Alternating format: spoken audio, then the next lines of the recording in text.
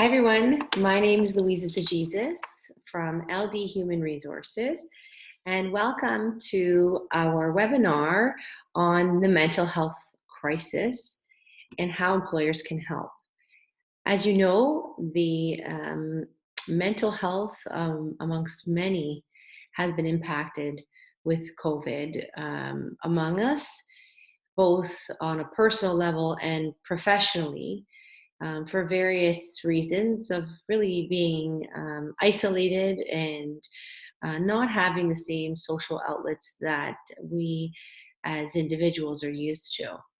So today we're going to talk a little bit about how employers can support and really prevent mental illness and support this mental health crisis in today's day in the workplace. So we will go through welcome and introductions, few facts on mental health, workplace mental health strategies, signs, signals, and stigmas, talk a little bit about social connections and self-care before we get into the Q&A session. So again, as I mentioned to you, my name is Louisa DeJesus, and I'm the founder and president of LD Human Resources. We support small to medium-sized businesses with all of their HR needs, both strategic and hands-on. And I've been working in HR for over 20 years, been very fortunate to work with a number of HR professionals, leaders, team members at all levels, and really have learned a lot where we apply a number of different strategies to medium, small, large organizations. We really do support in a variety of areas: recruitment, employee relations, performance management, onboarding, planning, a lot of workplace accommodations right now, and really, as I mentioned, strategic and hands-on. So I have a wonderful team. As it says here, teamwork makes the dream work. This is Julie. Julie has just celebrated a year with LD Human Resources last year, and she's also been in human resources for over 15 years or so. She's worked in financial services and accounting, as well as a number of different industries, which we support, both, construction, hospitality, insurance, really a variety of industries is what we support. And Julie's been a great addition to the team in all areas. Christina Foggia is our amazing administrator, and she supports all of us with really all aspects of the work that we perform, whether it's policy development and refinement of employment letters. She's really a great resource, and she's finalizing in her post-grad program right now. We're lucky to have her for the time that she is able to support us. And then I have Christina Gelos, which has almost been 2 years next week that she's been with me, which is amazing. Really fortunate again to have Christina on board.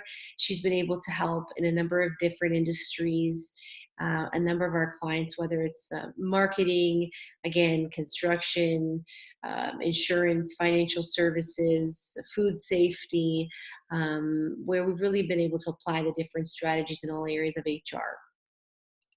So a little bit about our mental health facts.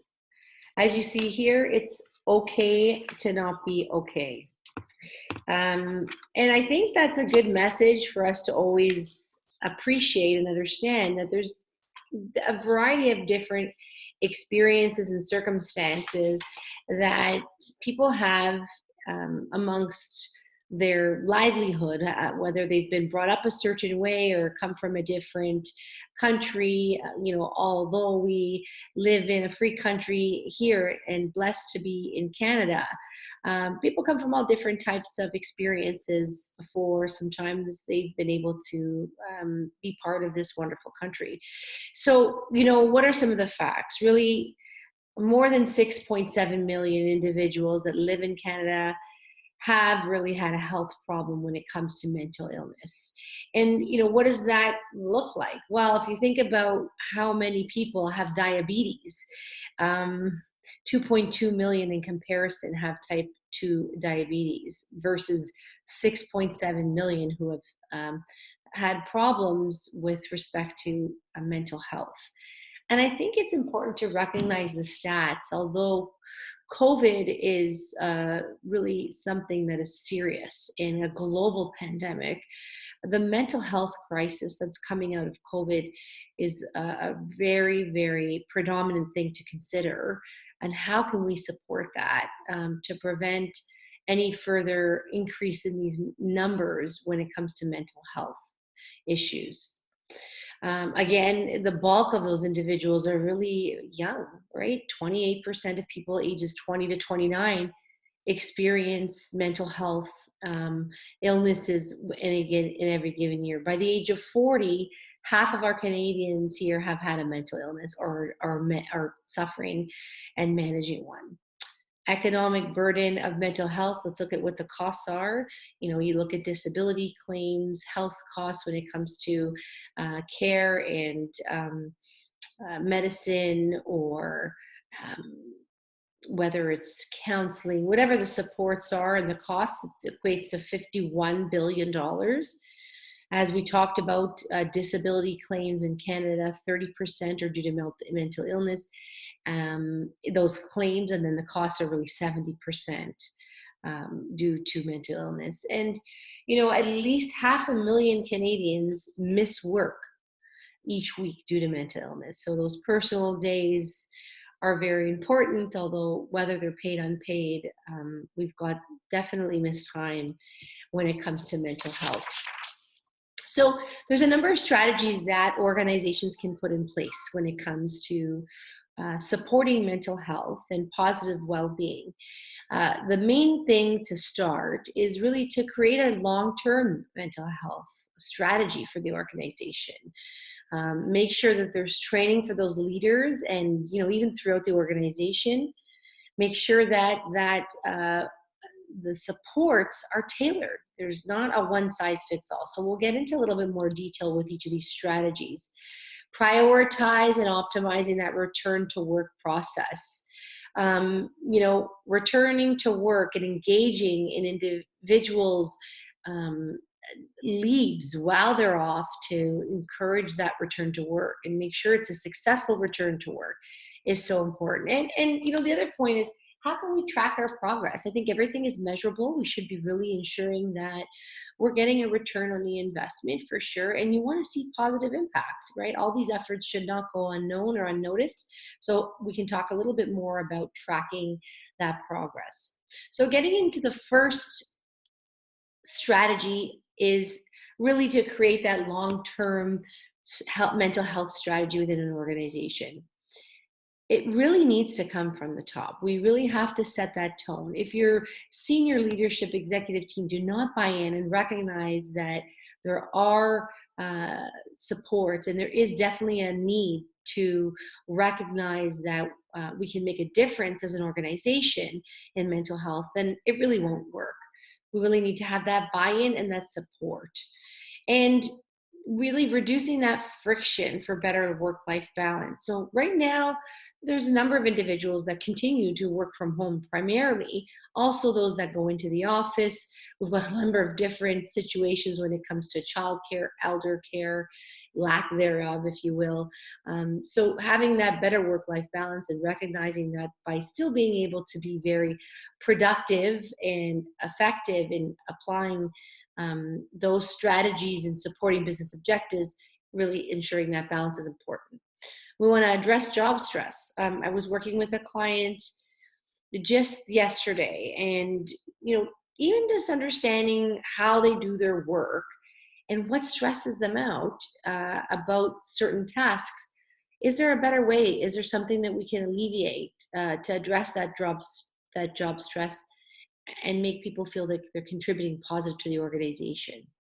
Expose and address discrimination. So I'm going to tell you that discrimination exists everywhere when it comes to microaggressions. So I'm not sure if you've heard of this, but they're very subtle. Half the time people don't complain because it's almost like, oh, I have a thick skin. That doesn't bother me. But as things build up, and sometimes they're systematic, it's not intentional, but something was always done a certain way, and it actually targets an individual group of, whether it's a minority group or a specific sort of approach, may not necessarily recognize that it's discriminatory. So paying attention to that and addressing it and recognizing, yes, this was something that we didn't recognize was an issue.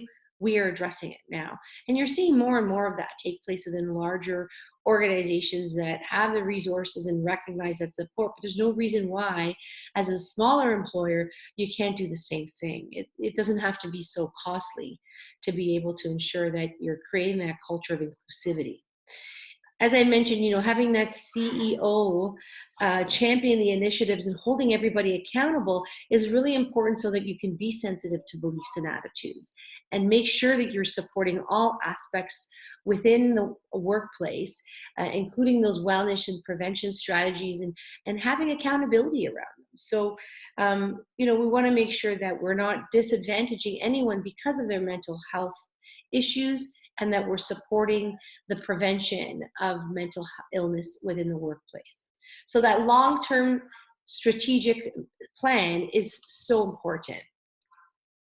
So secondly, what's another piece? Well, we want to really implement mandatory mental health training for leaders, because they're dealing day to day with those individual team members that are working hard and trying to meet those organizational objectives, contributing to the organization. They're guiding them, they're mentoring them. So if they don't have the right tools and are equipped to deal with the many emotional circumstances that might come their way, they're not really set up for success. They're set up for failure. So training is very, very important, where we want to make sure that we're committed to mental wellness, and make sure that leaders are participating in that. They are those agents of change, really ensuring that they're adopting and demonstrating and fostering that positive workplace culture. A lot of the training you may be able to find free resources online through CAMH. Sometimes your benefit providers do have mental health awareness training, which is very, very impactful and supportive to those organizational objectives as well. But it's really the key to success when it comes to investing in that training. You may want to consider having that common level of awareness of mental health training as part of the organization's culture. So not necessarily only at the leader level, but creating that awareness that we support mental health strategies, we recognize the opportunities to improve everyone's mental well-being, and having training amongst all levels of the organization could be an opportunity to really achieve that. And make sure that that's mandate is being supported, maybe having even different campaigns, something fun to keep that mental well-being in place at all times, and keeping that education going, because there's so many different things that we learn and involvements in any topic, and definitely mental health has come a long way from even 10 years ago. So what else is there? As I mentioned to you, there's no one size fits all when it comes to mental health. Every organization is unique. They have a unique corporate culture, but more importantly, every individual is unique. So we really need to ensure that we're assessing, one, the needs of the organizations based on the demographic and the individuals that are within that organization. What minority groups they have, perhaps doing some engagement surveys and getting feedback from your staff and supports that they would appreciate and could find helpful. So really assessing what the mental health needs are and what barriers are existing right now. Make sure that you have those employee assistance programs or family assistance programs available to your staff, and flexible, anonymous, and are effective. You can connect with your benefits provider to explore those opportunities. Also, you want to provide access and delivery that fits your workplace culture and field of work. So, if we have individuals that are in the field and not in the office, well, their mental health is going to be a different example or a different type of mental well-being than those that are working in an office environment, right? They have perhaps different stressors. different points that they need support in. And being inclusive in your solutions, right? As I mentioned, different cultures view mental health in a variety of ways. There's still many stigmas, there's still certain barriers or boundaries, I should say, around mental health that you want to be very respectful of the individuals within your group. So, as I mentioned, some opportunities with providing that access or different sort of workplace culture solutions. Maybe having some coworker support groups for those that experience stress. It could reduce turnover, really improve absenteeism rates. Again, having some caregiver support, maybe some top-up pay for those that go on maternity or paternity leave. See what kind of coverage there is with respect to mental health benefits. Some organizations are able to have on-site wellness consultants. Maybe even have them visit a couple days a year or once a month, once a quarter. Again, having that workplace balance of work from home, work from the office, allowing people to have varied schedule perhaps. And if you want to look at a holistic approach, there are workplaces that have, you know, workplace wellness rooms where whether it's yoga or guided meditation, breathing sort of exercises, anything that will really help decompress and create that workplace. Well, walking groups is another one, right? That we used to have a walking club at my old firm, but prior to me opening LD Human Resources, and that was such a great opportunity to connect with your colleagues, get out into the fresh air, especially a beautiful day like we had yesterday. So the next piece we want to look at is also ensure that we're considering implementing best practices. So looking at prioritizing that return to work process. As I mentioned to you before, we want to make sure that we're integrating or involved with those that are off on leave, that we're keeping connected so that they're not feeling so isolated. So, having perhaps occupational health professionals check in, or your HR consultant like myself, or perhaps an office manager sort of check in from time to time to see how that individual is doing on sick leave. Sincerely, hoping that they're improving their condition, and that give them some updates of what's going on at work. Not to provide them with the the pressure of work, but more just to kind of keep them in the loop, and have them have those follow-up meetings, because it tends to get people back to work faster.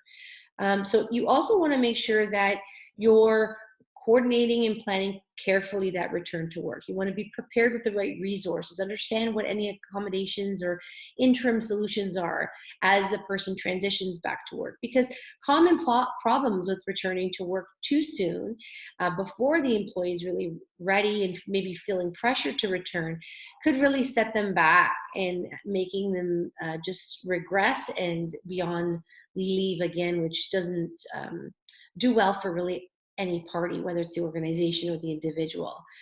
So you want to really have that full toolbox of options, and provide the right supports in place as they return to work. Making sure that you've got a formal capability assessment. So, if someone has some sort of stress, or needs to make sure that they take their break from the screen, so that they're not having that overload, make sure you're setting timers, or that you've got that opportunity where they really, within their work, that they're able to do that, and supporting that as well. And really, having, as I mentioned, some modified schedules or duties, and training those managers in the process. There are legal obligations when it comes to return to work, and even when it comes to accommodations. Right now, we've got a number of different accommodations when it comes to the Infectious Disease Act because of COVID-19. But, from a wellness perspective and overall Occupational Health and Safety Act, it's our duty to accommodate. But, I often hear from employers sometimes that, at what point is undue hardship, right? How much does the organization have to accommodate? And this is a really important point to recognize, because as much as the employer has to do their part, we also need to hold the individual accountable. We want to make sure that they're doing their part in their treatment plan to improve their condition. With any disease, including mental health, I mean, the idea and the hope is that they're going to recover. The individual is going to improve their condition, because mental health really affects other aspects of life, including, and it really leads to physical ailments and illness. So to have that overall improvement in wellness, it's also an obligation and an empowerment for you to ensure that the individual who's off is also participating in a treatment plan and doing their part as much as they can to make sure that they're ready to return, or really moving forward and progressing in improving their condition. And then, as I mentioned to you, how do we track if we're improving, if we're adopting the best solution, and if all these efforts are going, if all these efforts are having an impact, really. So we can do that through performance management reviews. We want to make sure that, perhaps having those KPIs to determine overall progress, and make sure that, you're holding accountable the leaders and individual team members that are participating in that individual's improvement and accommodation, so that they can succeed. Some indicators, if we're doing a good job with our mental health strategy, is identifying, how do we have reduced turnover? Do we have reduced absenteeism? Presenteeism is a big one, right? A lot of individuals feel like, oh, I'm just going to be at work. I'm just going to kind of go through the motions. Nobody will notice that I'm not feeling my best self. So reducing that presenteeism is an indication that you've got engaged staff. They're excited about their work. They're conversing with you about things like that, and their work altogether. Engage with other team members, participating in extracurricular organizational events, right? So having those pieces in place to understand how the progress is going is important as well. And maybe we do an engagement survey, include questions about psychological safety, and how the mental health supports are supporting them on their day-to-day. So there's a number of different pieces that we can do to ensure that that long-term continuous improvement is really taking place when it comes to your mental health strategy. We say continuous improvement because practice makes progress.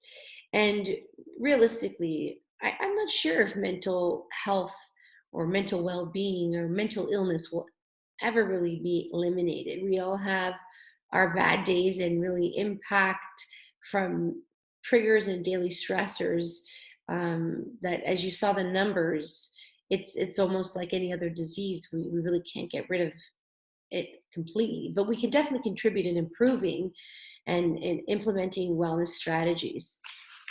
So what are some of the ways that we can also recognize as a little bit of training in terms of signs, signals, and stigmas? How do you know if someone is not themselves? I'm going to tell you something personal. I don't normally share, but this is a stigma that I need to start talking more about myself. And, my father suffered from mental health for many, many years. And it was almost like something that we don't talk about, because he was a very proud man, and it was very difficult as a family to go through. But I'll tell you, because I experienced that firsthand, I am really able to acknowledge and recognize, even in someone's eyes, someone's body language, their facial expressions, just from being around it for so long. And it's something that you can really identify, right? If someone has a negative undertone to them, or if perhaps they're just not their perky self, or they're really, looking down all the time, or frowned, or seem very stress, there's a number of different ways that you can pick up. And it's really about just being aware and checking in. Hey, you don't seem yourself today. Are you okay? So really important to try to break down those barriers and have conversation, share, talk to people about how things are going at home, because we've all got our personal circumstance. I myself have two young girls and teenagers, and depending on the day, it can be kind of rough, but other days it's completely amazing, right? So does that affect my mood? For sure. I'm going to be completely honest, right? But having maybe those weekly check-ins. So I found that with COVID and remote working, a lot of the times you're not necessarily in the same environment. You don't always have the same check-ins or see the same person that you would every day going to work. And those connections are gone. So make that extra effort, just a call, check in. Hey, how's it going? I haven't seen you in a while. I haven't talked to you. I know we had the Zoom call, but we didn't really get to check in. How are things going with the family? It could be a colleague, it could be a leader even. Connecting up, connecting down, side to side. Really, you need to make sure that you're maintaining those relationships and making an effort sometimes just to stay connected and help that individual improve if they're having some mental health challenges those weeks, those days, whatever it might be. A really big indication is obviously absences and lateness, right? Is someone always struggling to meet deadlines? Do you notice that they're not themselves in terms of how they perform their work? Are they always calling in sick because they just aren't having a good day? That's an indication as well. So, some of the times when we talk about Zoom calls, right? I have organizations that are progressing towards having mandatory camera on, because as if you were going to work, you should be prepared for a meeting, one. And number two, it's so important to see someone's face. 65% of communication is nonverbal. So that just tells you how much we're missing, and so important to make sure that we're trying to be as proactive as possible to recognize those signs and signals and remove the barriers and take out the stigmas by having conversation. So Mental Health Awareness Week was last month, October 4th to 10th. And, just a couple pieces here to break the stigma. When we talk about mental health, anxiety is definitely more than worry. When people tell me, oh, I'm depressed, depression is it's not just sadness. It's pretty intense in terms of the sadness factor, I would say, or scale. Bipolar isn't someone that just has mood swings. BT is not just instability. Schizophrenia isn't just someone who's hallucinating. I hear this a lot. Oh, this is my OCD because, I'm just super organized and tidy. It's not really terms that we want to throw out there with people who are completely and truly suffering with these mental illnesses. PTSD is not just a flashback, right? So removing these stigmas and looking at mental illness and being aware of how we're even communicating and the language around it is so important to support that breakdown, I would say, of the stigma. So there are cures. There's definitely an opportunity that all of us can participate in creating a better mental health strategy within the organization or just within your community. How can we do that? Well, the reality is loneliness is the subjective experience resulting from a lack of social connection. So what does that mean?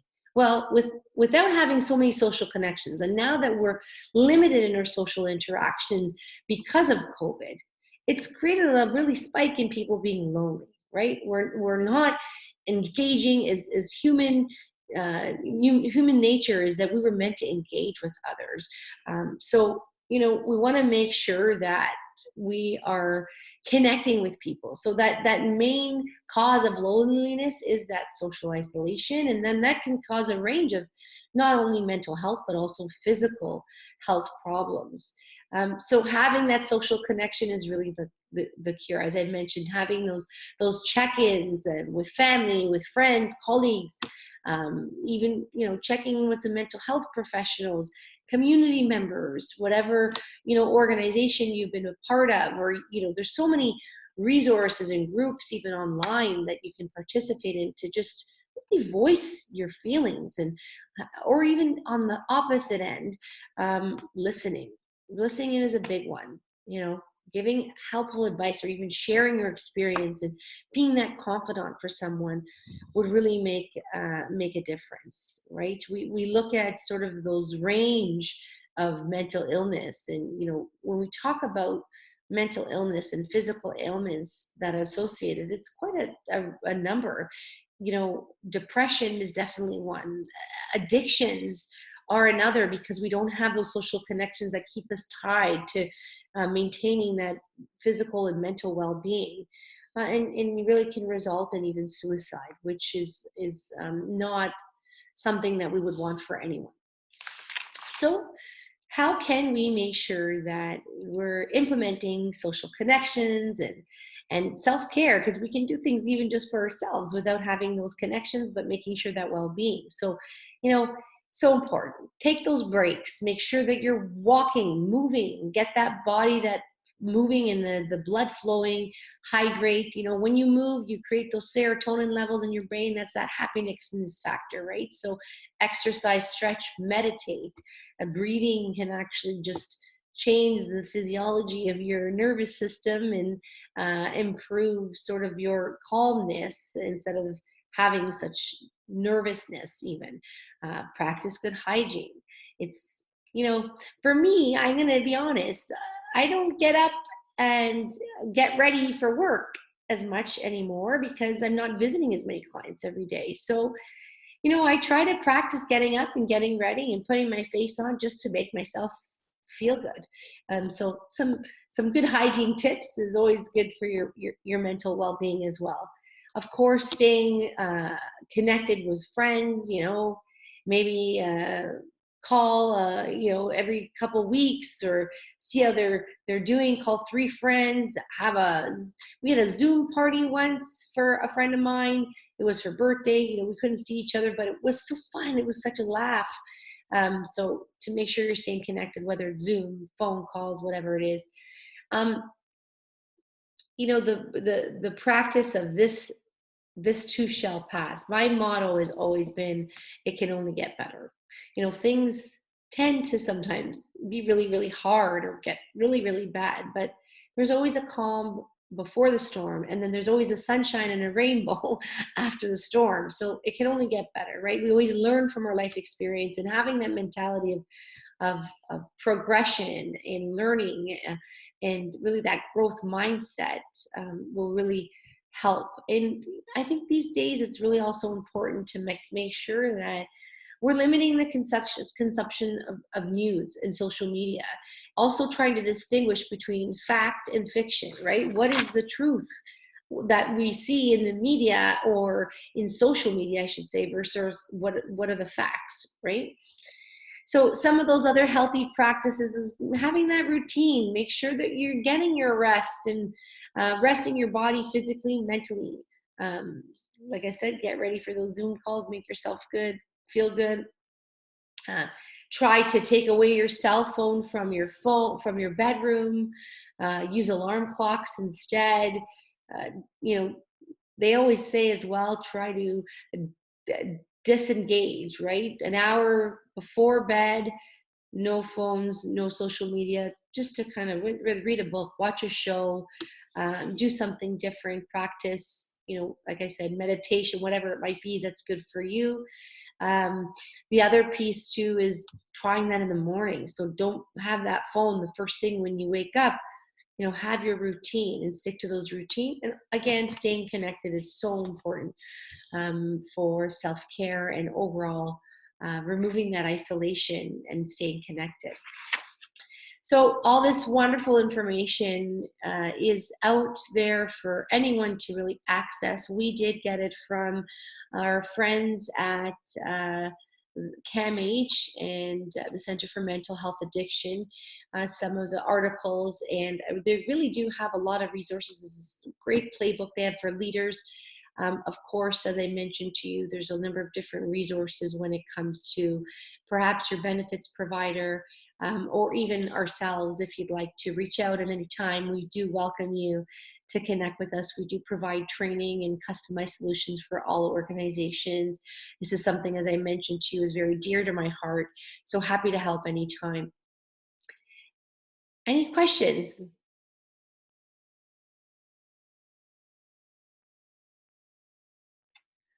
Okay, well, thank you so much for your attention and your time today. I wish you all a wonderful day, and to make sure you stay connected and practice self care and do your best to check in with someone so that we can help um, reduce mental illness in the workplace and in our community in general. Thank you so much for your time today. I really appreciate it and hope you have a wonderful day.